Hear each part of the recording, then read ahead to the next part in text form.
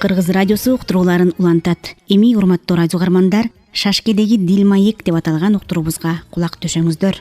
Бүгүн биз ушул Шашке маалында жумурай журтка көбүнчө куудулдук өнөрү менен таанылган, бирок өзү актерлук кесипти аркалаган, бир катар мыкты обондорду да жараткан Кыргыз Республикасынын эл артисти Күмөндөр Абылов менен маек куралы деп турабыз.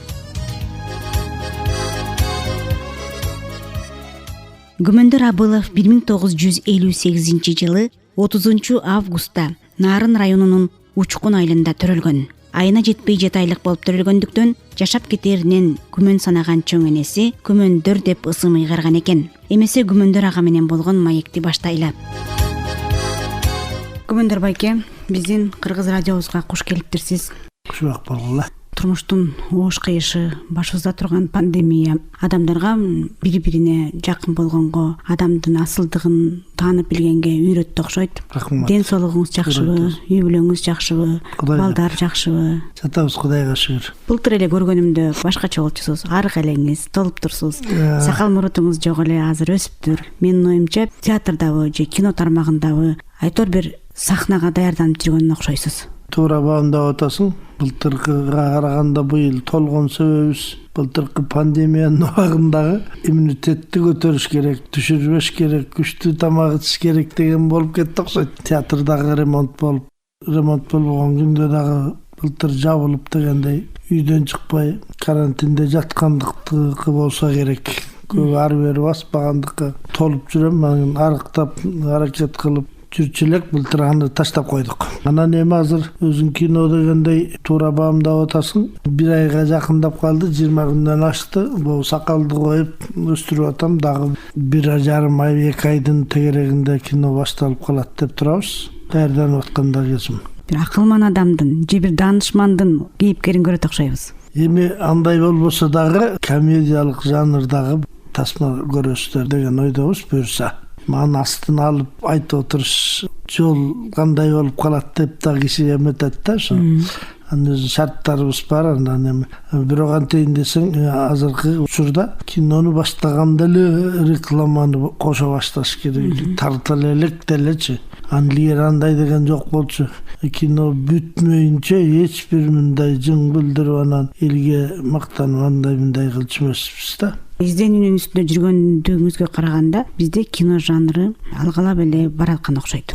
Албетте, салыштырмалуу жылдан жылга Кыргызстанда өнүгүп баратат деп айтсак болот. Бири көрүп кино тарткандар көбөйүп атат. Жаш балдар тартып атат, кыздар тартып атат. Анын ичинде профессионал режиссерлор тартып атат. Любитель деп коебуз, алар тартып атат. Башка жанрды билбейм. Мисалы үчүн сахнага чыкканды, профессионал эместерди сахнага чыгарбай кое туруш керек деген туура болор. Анан бирок бул кинодо антпесең деле бул чыгымды көп талап кылат. Анан ошо чыгымын актай албай калса, жооп бере албай калса, булар өзүнөн өзү эле токтотот да. Бирок каалаган киши кино тартып аткандын бир жакшы жери бири-бирине конкуренция деген көп болот, мотивация деген көп болот. Улам бизден бири өтүп, ошого жараша өнүгүү көп болот го деген ойдомун да. Сиздин аламыңыз, сиздин дүйнөңүз кино өнөрү менен, театр менен, деги чыгармачылык чөйрө менен байланышканда арасында жүрүп, Советбек Жумадыловду, Даркүл Күйүкованы, Сабира Күмүшалиеваны,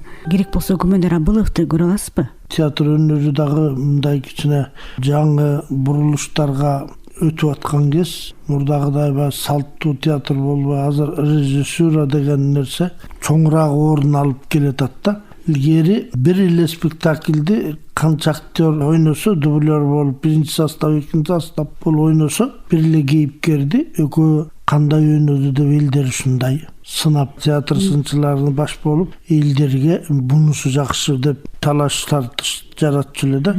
Эми азыр болсо, азыркы театрдын өнүгүшүндө режиссуралыкка көбүрөөк басым жасалып атат дагы. Менин оюмча актерлор аны эшме таткарабы, ташма таткарабы, көбүнчө актерлордун иши режиссердун ишине басылып калгандай, көлөкөсүндө калгандай ой жаратат да. Азыр ошол спектакльди койгон режиссер кыйын болсо, ошо режиссердун канат чечилиши. Сахнадагы ошо светтин берилгенинен өйдө ошол режиссер бүдөмүк кылып, проектор дегендер кошула баштады. Ар кандай символикалык кыймыл-аракеттер менен, декорациянын жардамы менен ушундай режиссерлык чечилиштер болуп атат да. Анан эми бул абдан жакшы нерсе. Анан баягы мындай традиционный салттуу актердун жүзүн ачып көрсөтө турган, кээ бир эле баягы башкы ролду аткарган актерлордун жүзү дагы ачылып, ким кандай экени, жөндөмү кандай экени актердуку ошол эле көрсөтүлбөсө, менимче актерлордуку азыр баягы илгеркиде өзүң айткандай Жумадылов кимиси Күйүкова, кимиси Бакен экени билүү кыйындап баратат деген ойдомун. Мындай шартта кандай болуп калат? Мунун бир жакшы жагы бар. Театр бир орунда турбайт. Театр деген мезгил менен, этабы менен алмашуулар болуп турат. Театрдын өнүгүү жолдору ушундай болот да илгертеден. Шекспирдин убагын ойносо, Шекспирдин убагындай кийинип, Шекспирдин курал жарактарын колдонуп, керек болсо тарелка вилкасынан өйдө колдонуп, ошондой ойногон кездер болот. Бир кезде бул классикалык салттуу стилдер. Анан короллерди кайсы улутка тиешелүү экенин билишпеген кийимдер менен, декорация менен ойнолгон күндөр да болуп. Мунун бир жакшы жагы да бар, жаман жагы да бар. Менимче жакшы жагы театр бир орунга турбаш керек, ушундай алмашып туруш керек. Антпесе өнүгүү болбойт.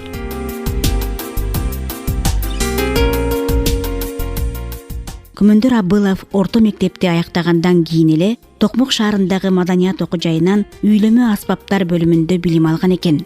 Кийин советтик армиянын катарында дагы үйлөмө аспаптар оркестринде кызмат өтөйт. Аскерден келгенден кийин Тянь-Шань райондук маданият үйүндө иштеген. 1979 жылдан тарта Нарын облустук Муратбек Рыскулов атындагы музыкалык драма театрында эмгектенген. Өз кезегинде ал Кожо Насриддин, Алдар Көсө, Багдасар Аке, Шаршен сыяктуу бир топ белгилүү адамдардын кейипкерин жаратып, элге тартуулаган. Эми урматтуу радио каармандар, Күмөндөр Абылов агабыздын куудулдук тамашаларынан бир дугала. Мен өзүм роддомдо төрөлгөм. Ошо төрөлгөн күндөн тартып ушул күнгө чейин бир да бирөөнү үйлөнө элекмин. Ишенбесеңер үйүмө барып аялыман деле сурап көргүлө. Себеби дегенде мен аялыма үйлөнбөйлө, аялым мага үйлөнгөн. Ортобузда 5 балабыз бар, ошо 5 балалуу болгуча төркүмдөрүмө бир да жолу жибере элек. Кудайдын куттуу күнү мас болуп келип тепкилейт. Же алым жетпейт атаң. Кетип калайын дейм, 5 баламды кыйбайм, кетпей эле коеюн дейм, өзүңөр сылдыңдап күлүп отурасыңар. Күнүгө ушинтип токмок жеп ыйлайм. Эгер алиментти мага 40% атасын көрө деп кетсе кетип эле калат болчумун, эмне апамдын ичине аткан сыртына батпай калмак белем. Кудай ырысына ошентмекмин, алым жеткен дабыр кызга үйлөнүп ала коймокмун. Жаңы эле ала качып келгенде кетип калайын десем, ата-энем уулум таш түшкөн жеринде оор болот деп ак калпакты баса кийгизип отургузуп койшподубу. Болбосо ушу бочка катынга кор болот белем. Жок дегенде эле бир жерде иштесе Кудайга мен ыраазы болбойм. Жада калса кийин кетсесинен өйдө үтүктөп тазалап өзүм иреттеп берем. Ал болсо эртеден кечке бутту тырмап, мурунду чукуп коюп жаткан. Асманга потолокко жаба түкүрүп коюп. Көчөгө чыкса эле мастустуруна жолугуп алып, ичип алып, чачташып же мушташып эле милицияга түшүп калат. Түшпөй калган күнү эле жоктон тапкансып келип эле баса калып эле мени тепкилеп жатып калат. Мындай немеге да Кудай Таала күчтүү өгүздү күндөй кылып берип коет экен. Бирөөнөн токмок жесе деген өчүм менден алат. А болбосо элдин көйлөрү жыргап, куунап, жадырап, жайнап эле үйлөрүндө аялдарын тепкилеп жатышпайбы?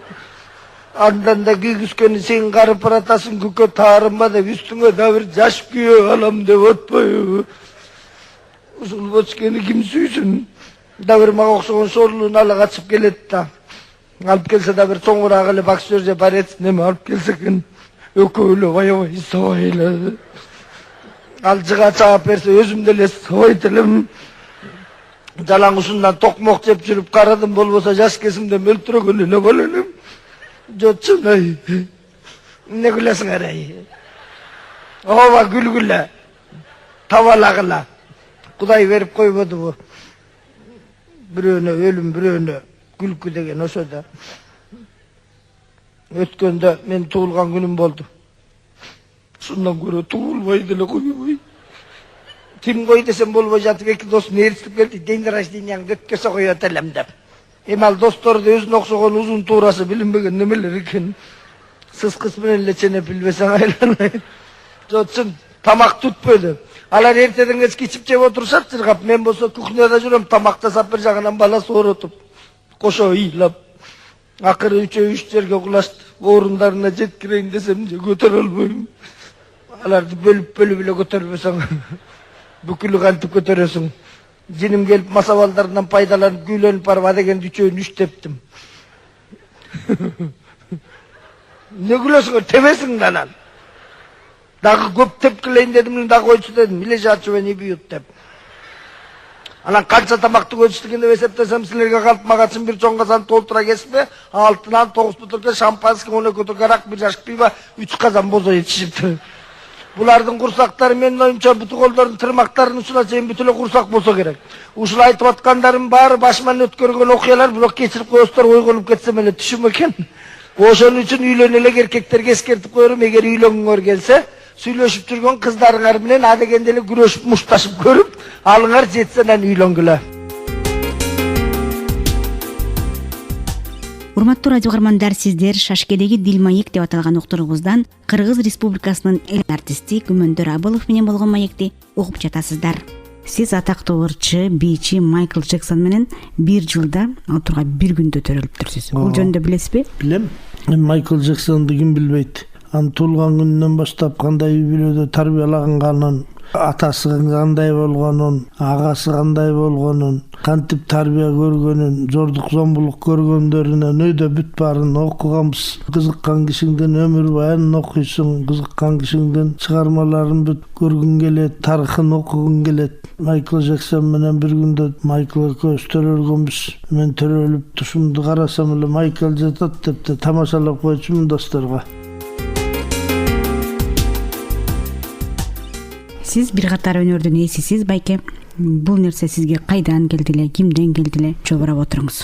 Кээ бир өнөр адамын карап отурсаң, атасы дагы, апасы дагы эч кандай искусствого жакын эмес адамдын балдары чыкканы дагы бул таң калбай эле кароочу нерсе. Ал эми 7-чи канданбы, 2-чи канданбы, 3-чүдөнбү ата тектеги кандагы нерсе келе берчү нерсе экен. Анан кээ бир өнөрлүү кишилердин балдары өнөргө жакын эмес болуп калса, ага деле таң калып кереги жок экен. Алга келбесе андан кийинкиге келет экен. Менин атам өзү комузчу болгон. Мен айтып аткан себебим, менин атамдын атасы мен чоң атам. Абыл эч кандай комуз чечмес экен. Куудулданып сүйлөгөндү койдум, көп сүйлөчү эмес экен. Өнөргө жакын адам болгон эмес экен. Таятабыз чоң таятам. Мен чоң апамдын атасы куудул киши болгон экен. Сөзмөр, ушундай айлакер, акылдуу киши болгон экен. Кичинекей 6 жашар кесинен баштап анын айткан сөздөрү, сөзгө жыкканы, анан жаңы үйлөнгөн кезде кайнатасынан мал сураганы, кичине мал курап алайын дедим элем. Bir 200 жылкы бербейсизби, үстөгү менен берет элем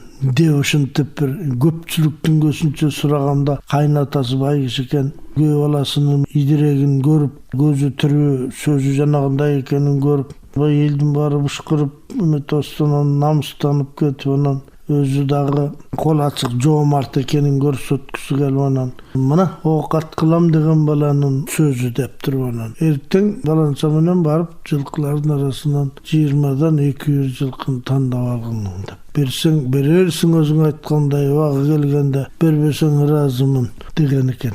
Ошо киши Таканбай деген аты да Таканбай экен, анан бай болгон экен. Жылкысы эле 7000ге барган экен. Биз жакта Сары суу деген суу бар, Сары суунун суусу деген. Ошонун башынан Таканбайдын жылкысы суу ичкенде суу тартылып калчу экен. Таканбайдын жылкысы суу ичип атат деп койчу экен. Ошол киши менин чоң апамды чоң атама берген экен, бир кедейдин эле баласына. Себеби чоң атамдын атасы дагы Абдыраман деген бир жабар баатыр киши болгон экен. Бир жабар бар кезде Таканбайдын жылкысы эмес, айылдын жылкысына ууру тийчмес экен. Анан ошон үчүн бир жабар байбичеңдин боюнда бар экен, уулума тең болчудай бел куда бололу кыз төрөсө деп ошентсен Таканбай макул болуп айткандай кыз төрөп, анан экөө бел куда болуп кызына алып барып сөйкө салып койгон экен. балдар бойго жеткиче өлүп калган экен дагы.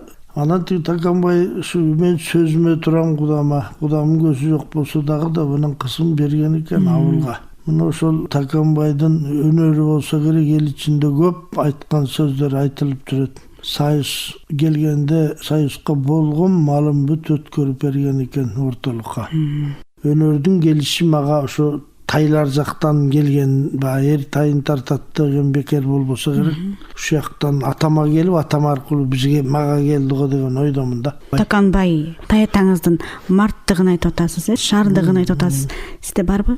Бай адамдардын март болушу кыйын болсо керек. Ал киши март болсо бай боло албай калат деген кеп бар да. Сараңдыгынан ушунча дүйнө чогултту деп айтабыз. Бай болуп туруп анан март болгон чанда эле болсо керек. Ал эми ага караганда кедей киши март болот да, колунда болгон жалгыз атын көтөрүп чаап, досу келсе союп берип коюп, эртеси жөө басып калган кишилерди биз көп угабыз. Өзгөчө Кыргызда үйүнө келген кишини мал соймойун, коноктомойун кетирбеген, болгон оокатын өзүнөн аяп, ал турмак балдарынан да аяп, конок кара келип калса деп бир келелек эле конокко болгон ырыстуу тамагын катып койгон. Бул Кыргыздын гана салтында бар, Кыргыздын гана айкөлдүгүндө бар мындай айкөлдүк. Анан душманын конокко чакырган, жакшылыгына чакырган Кыргызда гана бар экен. Дүйнө жүзүндө сүйлөшүп отуруп ушуну изилдеп да көрдүк. Кайсы элдин эпосу, индиялыктардын Махабхаратасындабы, же болбосо Илиадасындабы, Гомердин Одиссейиндеби, же башка бир Кытайдын бир дастандарындабы, кайсы элдин уламышы болобу, каякта болбосун, душманын ашка, тойго чакырган элде жок экен. Көкөтөйдүн ашына Коңурбайды, Жолойду, Нес Кара сыяктуу көз каман, сөз каман баарын чакырган ушул бир гана Кыргызда бар экен. Ошо пейилибизден, ошо ниетибизден уланып кете берсин агай. 63-кө чыгып калдыңыз, бирок төрүңүздүн көркү болуп, бүгүнкү күндө апаңыз отурат. Апам бар, атам өтүп кетти. 63 курагыңызда дагы апаңызды сыйлап атканыңызга, төрүңүздө балпайып отурганына шүгүр айтасыз да? Албетте. Кудайга ыраазы болосуз дегендей. Ыраазыбыз. Атабыз көрбөгөн жакшылыктарды көбүрөөк көрүп, төрүбүздө көбүрөөк отуруп берсе экен дейбиз. Жети эркекпиз, 2 кызбыз. Анан азыр 3 иним айылда турат. Апам ошо айылда эле атабыздын үйүндө турат. Кече жакында 1-2 күн болду, азыр биз жакта жүрөт. Шаарда 6-9 турабыз да, 4 уулу 6-9 турабыз. Бардык эле жакындарыңыз, туугандарыңыз өнөр адамдар болуп чыгышты. Анан көбүнчөсү өнөр, эми айылдагылар деле өнөр адамдары, бирок алар атайлап эле ошо бизден алыстап эле. Менден кийинки инилерим деле бакытты эле кийин өнөрдү кийин баштады. Мага жол бошотуп бергенде жол талашпайын дегенсип. Кыргызда бир жакшы дагы бир касиет, дагы бир улуулук ушул экен. Укканыма караганда Карамолдо Орозовдун дагы иниси болгон экен. Сабыр деген иниси болгон экен. Карамолдонун өзүнөн ашык черткен, бирок комузду кем чертпеген. Ушул агамдын жолун торобойн деп эле ушу чыкпай коюптур. Бакыт деле ушундай сыяктуу болуп жүрүп, биз Мукуловичпиз да, ал Бакыт Мукул болуп алып, абылып болуп чыкса эле баягы аргумендердин иниси деп сөз кетеби дегендей болуп бир ушундай бир тартынуу болуп эле анан бир эме бар да. Анан айылдагы инилерим деле аккордеон тартышат, комуз чертишет, гитара ойношот бүт эле. Баары биздин үйдө ошол үчөө атайлап эле ушу театрга жолобой коюшту. Сизден жол талашпайын деп атып эле, алардын чыгармачылыктары ошол сыяктуу жол талашпайын дебесе дагы баарыбыз эле артист болуп кетебизби? Айылда да бирөө калыш керек да деген. Балдар дагы ырга жакын болуп атат, неберелер дагы ырга жакын болуп. Неберелер бүт мына. Баарыңыздар чогулганда кандай болот? Өзүнчө эле бир чоң театр болуп кететпи? Оркестр болуп кетеби? Бизге караганда Мукулдун неберелери балдарына караганда бүт билим алышты. Биз эмне айылда музыкалык мектеп жок, убагында билим алган жокпуз. Кийин эле келип билим алганыбыз болбосо, Мукулдун неберелери жалаң 1-класстан баштап музыкалдык школдо, балетте, хореографияда бүт бардык жагын окуду. Бир уулу, бир небереси ксилофондо, ударный инструмент ойнойт. Бакыттын уулу мына актер болуп киносунда тартылды. Ал Ваганов атындагы балет академиясын, бул Бишкектеги хореографияны бүткөндөн 1-класстан баштап бүткөндөн ошол жака барып, азыр Донецкийде опера балет театры, мамлекеттик театрда иштеп атат. Теңизбек деген Бакыттан Күч инимдин уулу Нурболот ырдап жүрөт Чоро тобунда. Менден кийинкиним Таалайдын уулу ошол Чоро тобун жетектеп, азыр Марат Абулов деп опера балетте дагы симфоник оркестрде иштейт. Менин кызым консерваторияны бүтүп, мэриянын оркестринде иштеп жүрдү. Азыр декрет анда мындайда жүрөт. Карындашымдын акындык жагы бар. Улуу карындашым, кичүү карындашым Тилеккүл ырдап жүрөт. Канат эң кичүүбүз дагы комузду баарыбыздан атама окшошураак четкен ошол. Матама жетиш кайда дечи, анан баарыбыздан кыйыныраак четкенибиз Канатыбыз. Анан эми аккордеондо болсо баары эле ойношот. Чыгаан ойнобосо дагы нота менен баягы эме кылып ойнобосо да биз негизи аккордеонду баарыбыз эле нотасыз үйрөнгөнбүз бала кезибизден эле. Жакшы экен агай, араңыздар кебейбесин, катарыңыздар көбөйсүн. Аман бол. Куудул десе эле элдин күлдүрүшү керек деген бир түшүнүк бар да. Чын эле куудулдуктун вазипасын айтып бериңизчи. Куудулдуктун вазипасы сөз келгенде айтпаса ата сөйлөт деген кеп бар. Кыргыз күлкүсүн мен дагы бир изилдеп көрдүм да. Кыргыз күлкүсүндө менин табышымда дагы мен билбегендер бардыр. 46 түрү бар экен. Кыргыз күлкүсүнүн 46 жанры деп коебузбу. 46 мындай тармагы бар экен. Мындай оруста жок. Мындай француздар дагы дүйнөдө күлкүнүн борбору бизде деп жүрүшөт. Грузиндер күлкүнүн эмеси бизбиз. Одессалыктар мына күлкүнүн баары бизде деп жүрөт. Аларда деле жок. 46 түрү. Бул эмне? Күлкү, күйдүргү, кыйытма, какшык, кер какшык, апыртма деп отуруп 46 түрү бар экен, шенесиң. Ушунун баары камтылат да жана куудулда. Анын ичинен акылдуу айтылган, таамай айтылган сөз.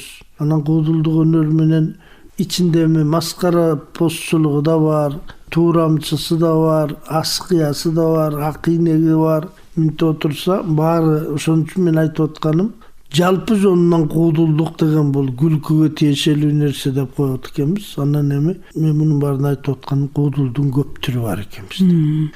Куйручук өзүнчө куудул, шаршен такыр башкача куудул, жоошпай андан такыр башкача, Бекназар мындан башка. Азыркы эстрада жанрындагы күлкү жагындагы, сатира жагында айтканда, Бекназар пародистке кирмек го деген ойдомун да. Себеби дегенде Бекназар ушу 40тан ашык жан жаныбарлардын үнүн өзүндөй туурачу экен. Адамдардын үнүн өзүндөй туурачу экен. Үндөрүн ушунчалык өзүндөй кылып туурап берген ушу Бекназар болгон экен. Анан эми Куйручук болсо бул акылман, көз ачык деп дагы койчу экен көрө. Себеби акылман киши астына айтып койгон нерсе келет экен да баары бир. Олуялык жагы бар. Олуя деген себеби ошол. Ал замандын каяка кетип баратканын акылдуу неме билип сезип туруп эле астына айтып койгону кийин келчү экен да. Ошон үчүн жанагы калыгул деле ошо кудул болбосо дагы ал киши олуя ушундай акылдуу киши болсо керек. Куйручукта айтканым ушу айткан дегени келип алдын ала ушундай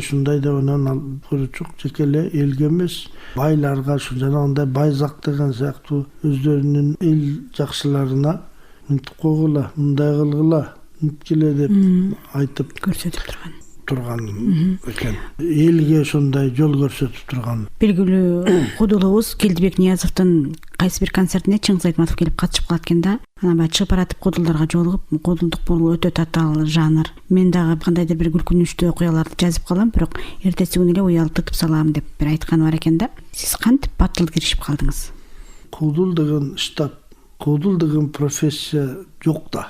Кудул деген сертификат берилбейт. Кудул деген аттестат же диплом берилбейт. Окуу жайы кудул деген факультет жок. Багы театрдын ичиндеги актерлордун амплуасы болот эмеспи? Комический амплуадагы актер, бул трагик актер деп коет.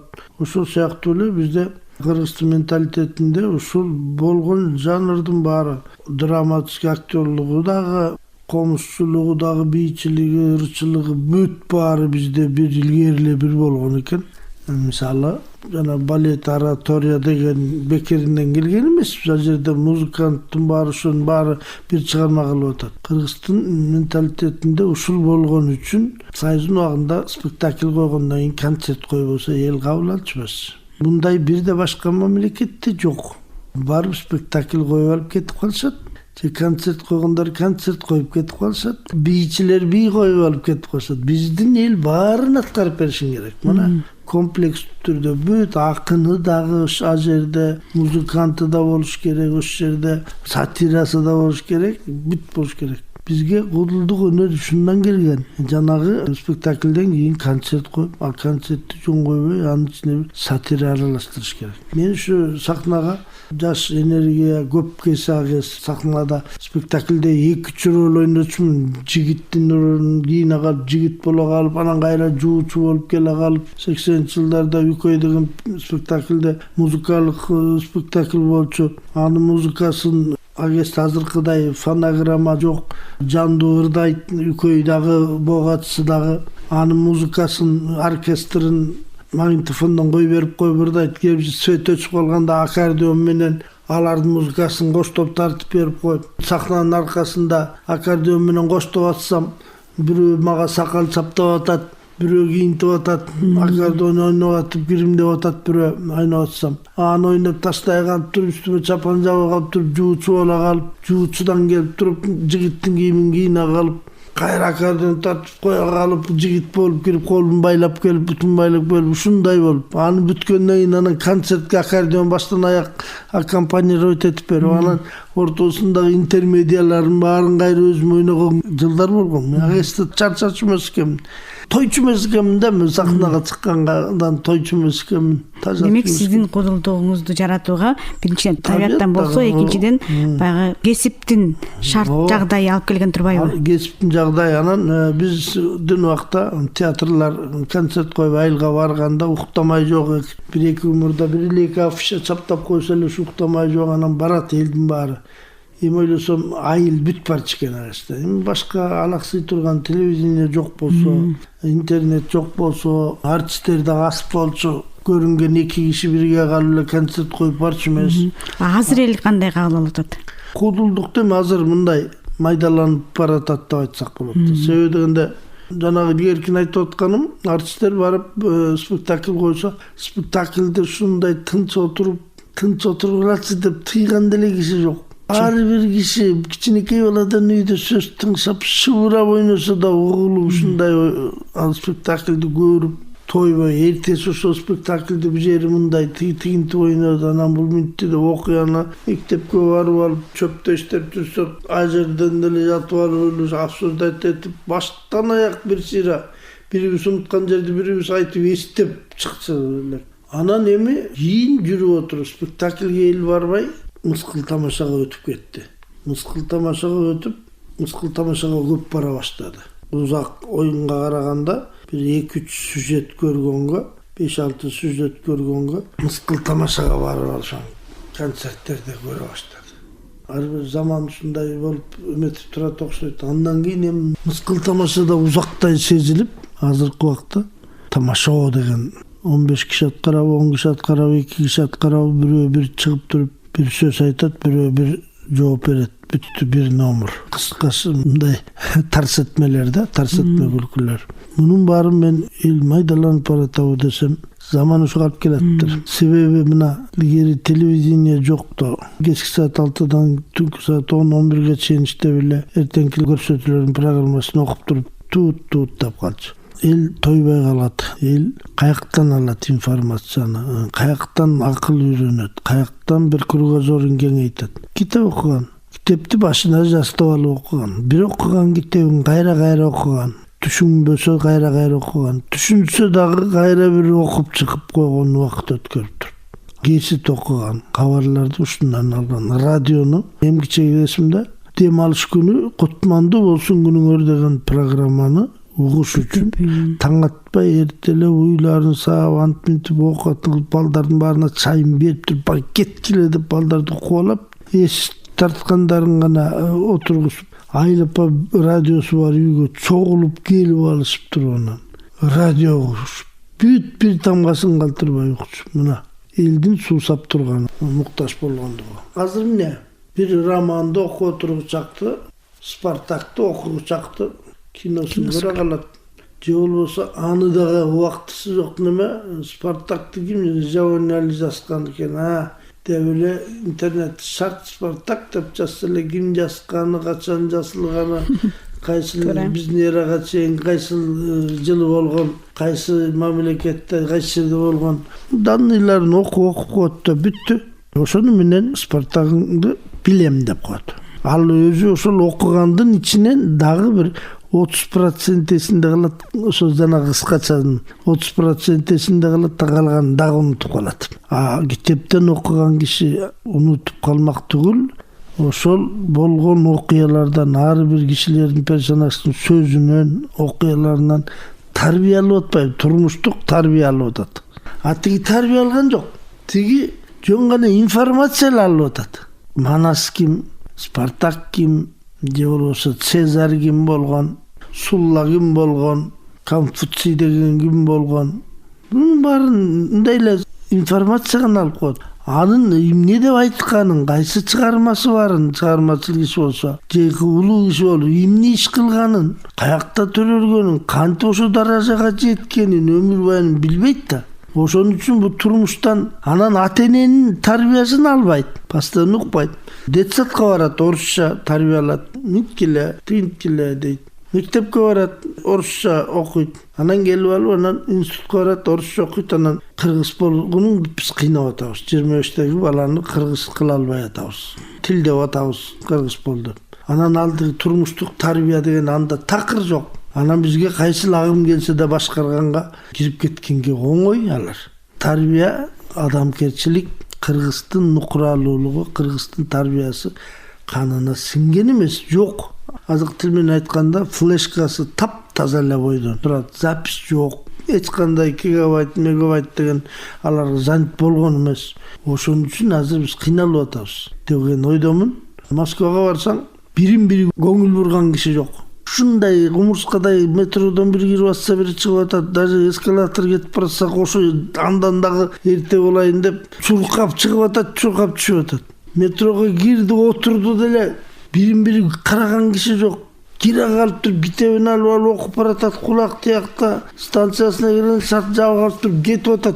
Ушундай ар бир мүнөттү пайдаланып, ушундай ишин бүткөрүп жүрүшөт, жашап атат. Жашоо ушундай кайнап жүрүп атат. Бишкекке келсең, жашоо жайлай түшөт. Жайлап, жайбаракат, эле баары жетиштүүдөн бешбетер жашап атышат. Нарынга барсаң, жашоо токтоп калгандай. Ушул сыяктуу жанагы адамдар азыр убакытты пайдаланганды өздөштүрөм деп, эч нерсеге убактысы жок. Жанагы чоң чыгарма окуганга дагы убактысы жок. Чоң чыгарманы театрга барып көргөнгө да убактысы жок. Андан көрө мыскыл тамашага бир барып көбүрөөк күлүп алайын. Анан мыскыл тамашага да барбай, аяктымдарынан көрүп о жерден деп туруп, тамашадан турс өткөндөргө ушундай сыяктуу деп ойлойм да мен. Азыркы жашоо ушуга алып келатат го, ошо буга заманда билет этип атат го деп. Күмөндөр Абылов бир катар кыргыз тасмаларына да тартылып келет. Ал киноактер катары дагы кеңири таанымал. Алсак Ак Илбиристин тукуму тасмасында эр сайышка түшкөн жигитти ойногон. Жаралуу үчүн курман болууда Бекнияздын жигитинин кейипкерин аткарган. Ал эми Кербез тасмасында Арзыматтын, Айыл өкмөтү тасмасында Айыл башчынын образын жаратыптыр. Кинорежиссер Темир Бирназаровдун Белгисиз маршрут тасмасында милиционердин образын жаратып, мыкты деген алкоого татыган. Күмөндөр аганын элүүгө чукул обондору дагы бар. Буларга кошумча куудулдук өнөрдү аркалаган агабыз бир нече интермедиа монологдорду жазып жүрөт. Ал эми театр аламында 4 спектаклдин музыкалык жасалгасынын автору болуптур. Эмесе урматтуу радио угармандар, Күмөндөр Абыловдун обондуу ырларынан бир дугалы. Көк жайыктын жибектери көңүлдө термелеп, жашыл алам жаштык дени жалбырттап сермелеп. Көк жайыкта көңүл сени, көл ичинен көрдүм сени, өдөн балкып жүздөр жаркы өзүнө эркелеп.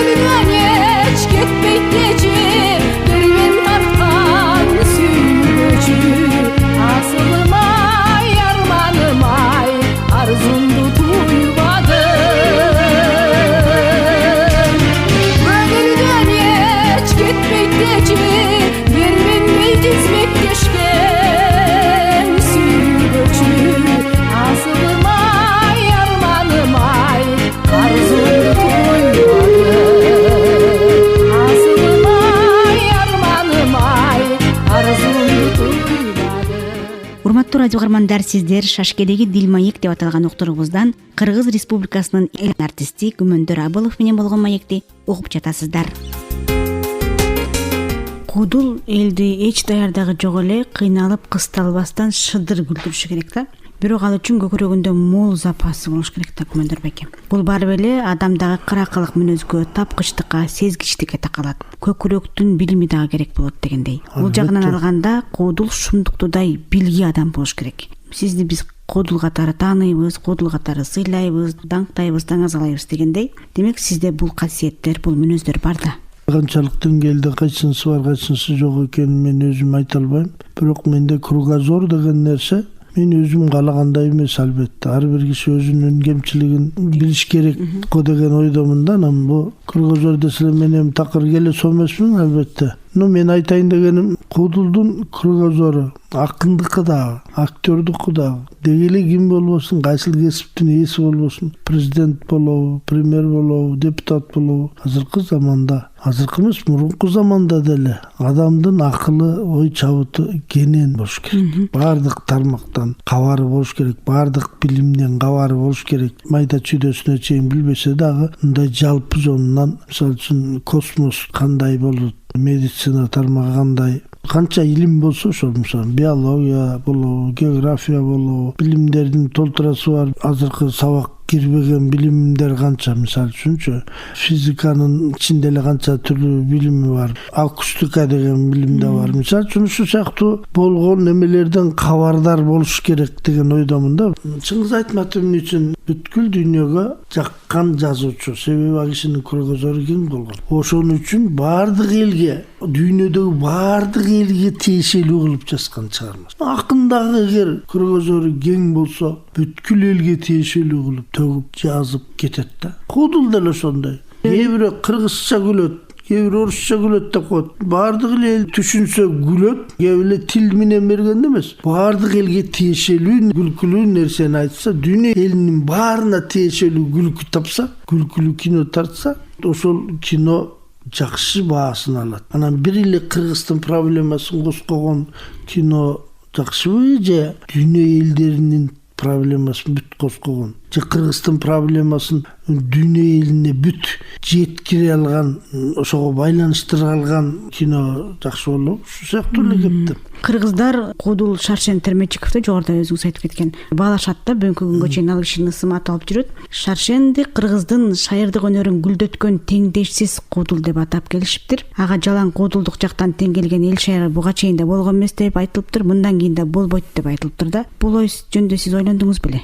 Шаршенди кандай кудул деп айтасыз десе, мен деле ушул сыяктуу мааниде айтмакмын. Ар бир учурдун өзүнүн кудулу болот, акыны болот, өзүнүн саясатчысы болот. Бирок биз мынтип айткан менен Шаршендин өзүнүн убагында муну ушундай баалаган киши болду экен. Ошондо да кеп. Шаршенди өзүнүн убагында биздин трагедиябыз ошол. Трагедиябыз ошол. Өзүнүн убагында Шаршенди эмгек сиңирген артисткана берип койгон, анан эми ал бир кудулда деп эле койгон да.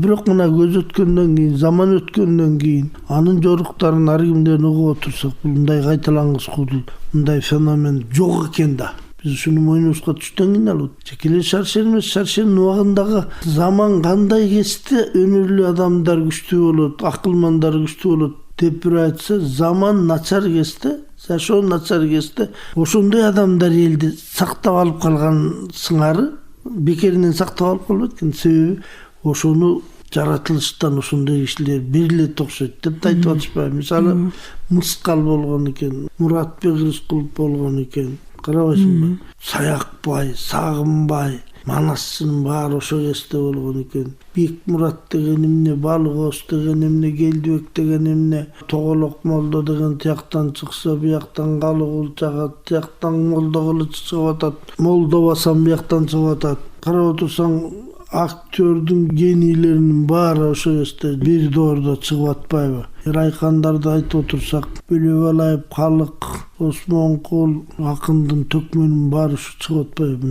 Алыкул, Алымкул, Эстебес. Кийинкиден эле Эстебес менен мен 2-3 жолу бир айдан, 1,5 айдан жүрүп калдым жанында такай. Мени да жакшы көрчү, Күмөндөр кел жаныма деп көз. Ушундай жүрдүк. Мен ушундай сурагандан тажабайм. а киши айтып бергенден тажабайт. Бул кишинин ушунчалык өзгөчөлүгү, памятинин күчтүүлүгү.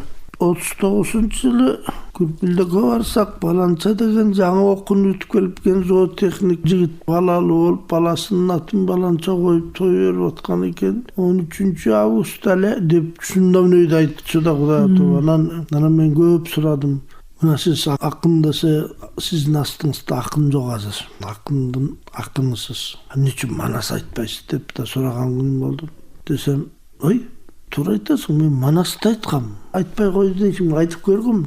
Манастын бала чагын, Каныкейдин жомокторун айткан запистерим да бар. Бирок мага көрүнбөгөндөн кийин дейт, жана транска кирип жанагындай байланыша албагандай мага көзүмө көрүнбөгөндөй мен түгөнүп калат экен да жаттаган. Ошон үчүн жана миң уккандан бир көргөн дейт. Эгер мага жанагы Саяк байлардай, Сагын байлардай көзүмө көрүнүп турса, менден анда токтойм бирек.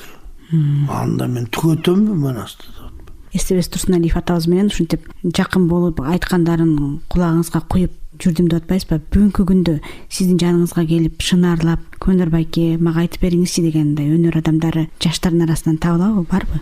Идиректүүлөр баары бар, бирок ар бир нерсенин ар бир учурдун шартына жараша болот экен да. Мисалы үчүн илгери Эстебес Алымкулду жанында ичип жүрүп, калыктын, осмонкулдардын айтып калчу эле акш киши уялбай эле дамбалын жууп жүрүп чоңойгом депчи. Ошолордун аркасын тырмап берип, ошолордун коюнда ятып, ошолордун атын токуп, баягы ошон үчүн устат шакирт деген сөз болгон да. Устат шакирт, ушу шакирти устаттан үйрөнөм деп оокаттан кечип, үй бүлөсүнө айтып коюп, мен иштебегиле, мен кеттим деп баарына кайыл болуп, кол силтеп ошонун аркасында жүрүп үйрөнгөн экен да. Агест окуу жай жок болсо, ушинтип үйрөнөт да өнөрдү. Ошон үчүн устат шакирт деген агестен устатына шакирти аябай баш ийип пир тутуп ушундай. Азыр анте албайсың. Мага деле көп айтат, Көндөр байке, эмне үчүн шакирттериңиз жок деп. Анан биздин арабызда шакирт алып жүргөндөр деле бар. Бирок минус жагы көбүрөөк да плюсуна караганда. Себеби дегенде, бирөөнүн баласын ээрчитип жүрүшүң үчүн ага жоопкерчилик болуш керек. Кийим кечесинен кем карчы болбош керек. Тамак ашынан кем карчы болбош керек. Ал эле эмес, билиминен да кем карчы болбош керек да. Болуптур, баардыгы колубуздан келет. Тамак ашын бересиң, кийим бересиң. Билимин бере албай калып атпайсыңбы? Аны окуш керек да. Жана мен айткан кругозорду кеңейтиш керек да. Ар бир актер болобу, акын болобу, сахнанын театральный билими керек да. Бекеринен ал программаны окутпайт да театральный институтта. Ар бир кесиптин ээсинин өзүнүн методикасы, өзүнүн программасы бар да. Анан азыркы кудулду сен топ болом деп бир экөөнү ичтип алып гастролго чыгып үйрөтүп, бир эки интермеди үйрөтүп, жакшы аткарды. Болуптур эми, анын идиреги бар, таланты бар киши аткарат. Анан дальше эмне болот? Көзүң өткөндөн интермедияны өзү токуй албай калат. Токуса дагы непрофессиональный болуп калат да. Билими жок болсо, эртеңки күнү эмнени айтат? Кудул залдагы элден жок дегенде 50%нен билимдүүрөөк болуш керек да. Даже элдин баарынан билимдүү болуш керек да. Колдон келсечи кудул. Залдагылар окуучулар болуш керек дагы, сахнада киши мугалим болуш керек да. Агартчы болуш керек. Ошол жерден бир суроо берип жаралат деп Көнөр аке. Кудулга амал дегиле айлакерлик керекпи? Анткени ал окуянын жакшысын дагы, жаманын дагы баамдап байкап, анан аны күлкүгө айландырыш керек да. Күлдүрө берсе болот. Бирок бул менимче бул өтө чоң машакат да. Именно жана айткан билим керек. Ошол жакшысын жаманын дагы салыштырып, күлкүнүн приему менен жеткириш керек ага. Жөн эле айтсаң, акыл айтып аткан киши боюнун элбиске акыл айтып атат болуп каласың. Кудулдуктун мүшкүлү барбы? Мүшкүл абдан бар да. Мисалы үчүн элди тырманып күлдүрсө деле болот, бирөөнү туурап деп келеке деген дагы түрү бар, жана күлкүн келекелеп күлдүрсөң болот. Жок, сахнанын тили менен күлдүрүш керек. Сахнанын маданияты менен күлдүрүш керек. Мүшкүлү программа түзүш керек. Программа түзгөнгө кругозорун дагы эле кем болуш керек. Дагы деле бар, билимге такалат. Дагы эле билимге такалат. Элдин оюна келелекти айтышың керек болгон кезде. Элдин баары билип койгон нерсени айткандын ага эл күлбөйт деле. Современный тил менен айтканда, азыркы юмор менен, сахнанын юмору менен тонкий, лобовой эмес мындай кыйырынан, мисалы, башка эле бир окуяны айтып, тыйын айтып аткандай болуп, башка линия менен, башка бир какшык, гер какшык, же болбосо кыйтма, жанытма деген жанрлар мына ушуга туура келет да. Кээде кимдир байке социалдык тармактардан бир өзүңүзгө жакпаган коомдогу нерселерге бир ой айтып калган учурларыңыз көп да. Андай учурда жакшы да айтышат, комментарийлерде жаман да нерсе жазып койгондор болот. Кандай кабыл аласыз?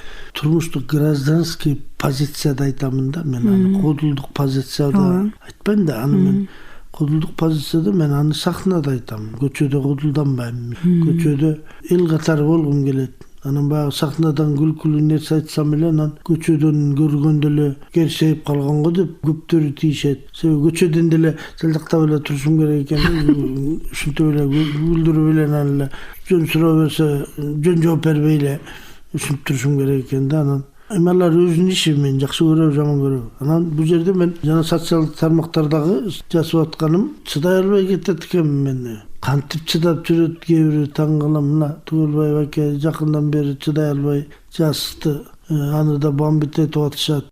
Мүнөзү чорт деп окугам да сизди. Бирок бук болгондо көзүнөн мончок жаштар куюлуп ыйлайт дейт. Ыйлап атып эле кайра күлөт дейт. Мен муну гезит барактарынан окудум. Дагы деле ошондойсузбу?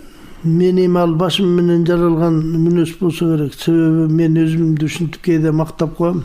Мен жана япондордун радио аппаратурасындай чувствительныймын депчи. Себеби ачуусу чукул киши ыйлак болот, күлкүчү да болот. Кода ойлойм. Себеби бардык нерсеге реакциясы батылдам. Мен мисалы үчүн жана ачуум тез келгени ошол кабыл алган туура эмес көрүнүшкө тез берилип, жүрөгүмдөн кабыл алып, эртерээк ошо эмоциямды эртерээк чыгып кетет. Ошол сыяктуу боорукерлигим дагы так ошондой, бир жакшы нерсеге дагы бат жибип, бат ак көңүлдүгүм, бат макул болуп, элдешкенге дагы бат даяр болгону мен болом да. Кээ бир кишилер бир таарынса такыр ташпоорлук менен сүйлөшпөй коет. Менин аялым деле бир топ эле ак көңүл, жакшы эле, анан бирок мен андан да көңүлүмбү иш кылып, кээде көз таарынса кеткенде андан күнөө кетсе да мага унчукпай туруп алат да алчу. Анан мен астынан ары бери өтө берем, сөзүн аралашып эле бага элдешким келип эле. Анан мен башка киши менен уруша кетсем да, катуу айтып алсам да, жүрөгүм мындай чыкканда эле ооруйт да, той деп анан кантип элдешерди билбей эме иштей берем да. Анан өзгөчө мен бир жака кетип аткан кезде уруша кетсем жеңең менен кайра жарашып алмайын, ошо боюнча басып чыгып кетип кала албайм да. Белгисиз маршрут кино тасмасында Темир Бирназаровдун аягында баягы жарыкты алып алып үмүт чуркаганда ыйлайсыз да. Бул эмнеликтен чыккан ый? Бул кино сценарийде ошондой жазылганбы? Же чын эле жанагындай бир жол табылганына сүйүнүп ыйлаган көз жашпы? Ал чындыгында кино сценарийде андай мени милиция астына отуруп алып ыйлап баратат деген жок болчу да. Ал сценарийде ошол жол көрсөтүп баратат, келечектин ээси, келечекке жол көрсөтүп баратат. Чет мамлекеттен окууну бүтүп келген жаш жигит факел кармап алып, заманда адашып аткан келечек айылынын элдерин түз жолго салып баратат деген символикалык эме болчу.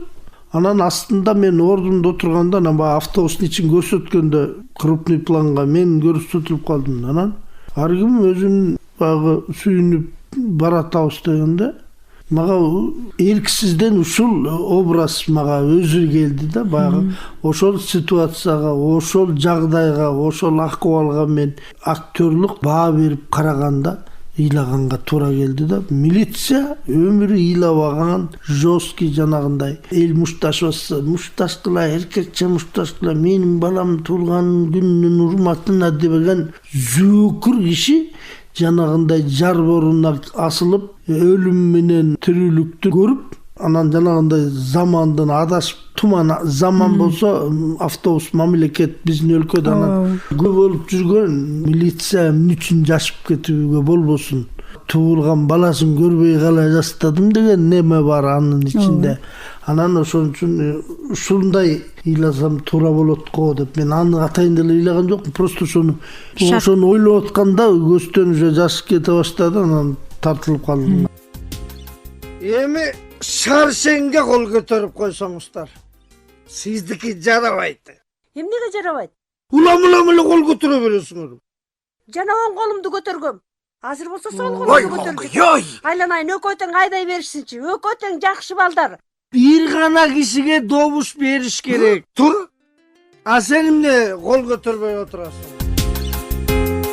Обончулуктагы жагыңыз бар. Мен билгенден эле 50-ге чукул обондоруңуз бар экен. Бул дагы сиздин тубаса талантыңызда. Албетте ал шык болсо керек. Мен обончу болом деп такыр ойлочу эмесмин. Жаман алдымда бир позициям бар эле. Илгери азыркыдай фонограмма жок, жандуу ойноп берип, гастролдордо ырчыларга жандуу ойноп берчүбүз да, аккомпаниатор катары мен болчумун да. Армияда дагы оркестрде служба кылдым, театрга аккомпаниатор катары киргем. Ошондо бир позициям бар эле.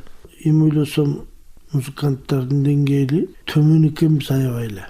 Мына ошо бизде Чоро Кожомжаровдун ансамблі, Нариште деген ансамбль, Мээрим деген ансамбльдер. Ушулар өстүрдү да, аккордеон тарткандардын кругозорун, Кылысбайдын ойногондору, Туурбай Казаковдун обондору, ушулар өстүрдү десем болот да. Себеби буларда жаңы аккордтор пайда болду. Калгылдыгын байка бар эле, аябай гармонист, Тобокел Кашкарбаев деген обончу аябай гармонист эле. Көрсө булар окуган немелер, гармонияны окуганда дагы гармонияны турмушка колдонгон бир башка экен да. Биз ошого чейин бир 3 аккорд менен эле жүрчү экен, эми ойлосом ошого чейин аккордеончулар. Анан ошо кезде мажордо ойноп атып эле минор басып кетет экен деген бир түшүнүктөр пайда болуп, кызыгуулар жаңы пайда болгон. Көрсө гармония деген бир чексиз нерсе экен да. Анан анын үстүнө кыргыздын обондору гармония окмуш гармонияга бай экен да кыргыздын обондоручу. Окмуш түрлүү гармония менен ойносо болот экен да кыргыздын обондоручу. Анан ошолорду ойногонун көрүп, улам бир жаңы аккорд уксак эле ошентип жүргөн кезде анан менде ой бар болчу. Жаман обончу болгучакты жакшы музыкант болуш керек деген ой бар болчу. Ошон үчүн мен обонго кеч келдим да.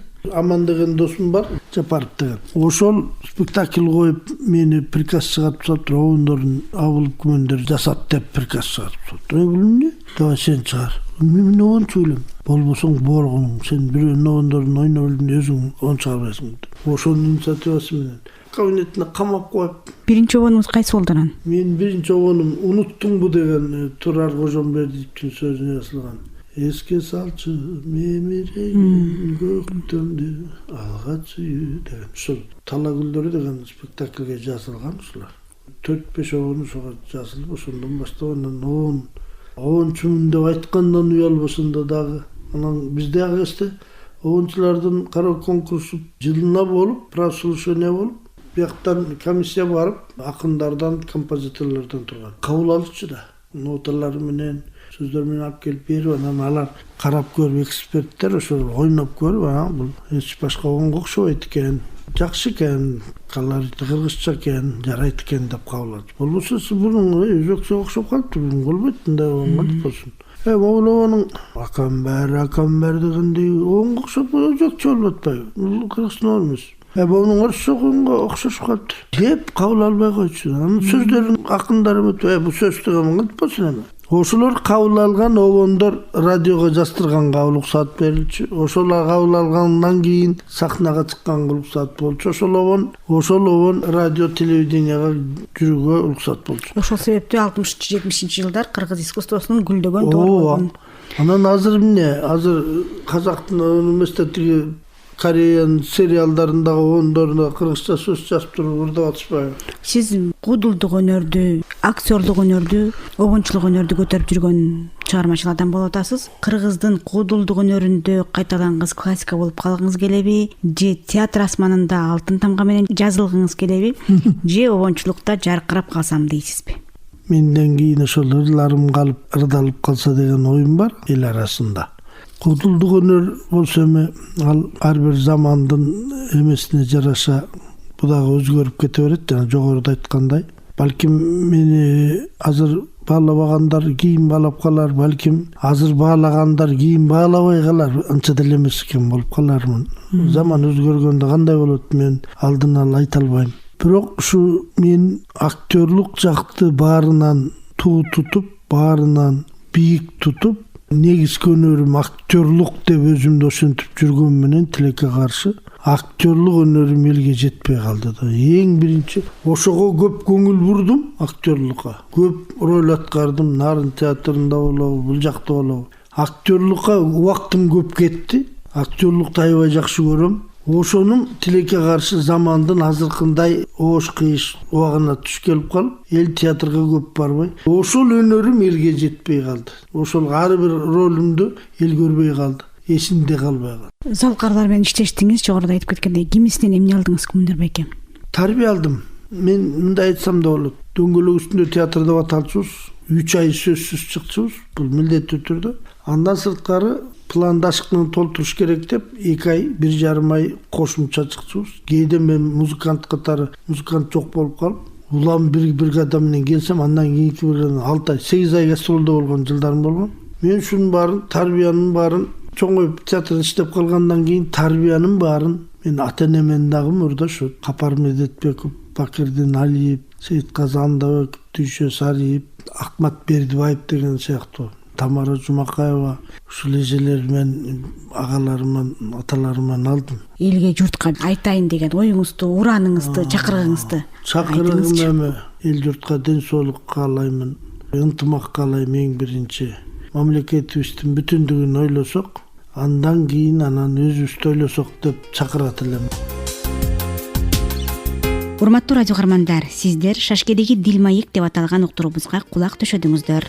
Бүгүн биз ушул Шашке маалында элибизге көбүнчө куудулдук өнөрү менен таанылган, бирок өзү актерлук кесипти аркалаган, бир катар мыкты обондорду да жараткан Кыргыз Республикасынын эл артисти Күмүндүр Абылов менен болгон маекти уктуңуздар. Уктурууну даярдап жана алып барган Жаңыл Согушбек кызы болдум. Кездешкенче.